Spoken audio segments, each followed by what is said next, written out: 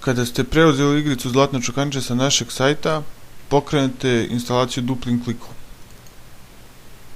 Na Windowsu 7 ili Vista iskočit će vam prozor kao na slici, dok na Windowsu XP vam ovo neće iskakati.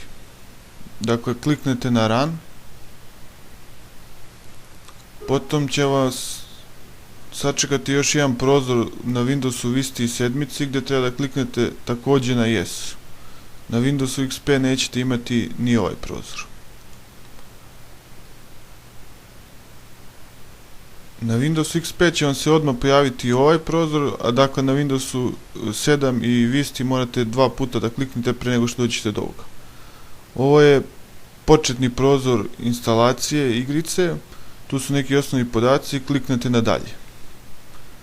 Ugovor morate da prihvatite, pa je dobro da ga pročitate.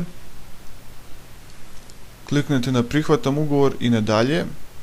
Ovdje birate odredište gdje će igrica biti instalirana. Ukoliko ne želite ništa da menjate, kliknete na dalje.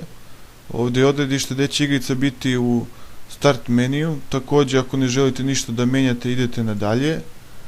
Ovdje birate da se ikonica igrice postavi na desktop. Ukoliko želite da imate ikonicu na desktopu, čekirate ovo i kliknete na dalje. Ukoliko ne, ostavite prazno i idete na dalje. Ovdje su sad sva vaša podešavanja koja ste odabrali.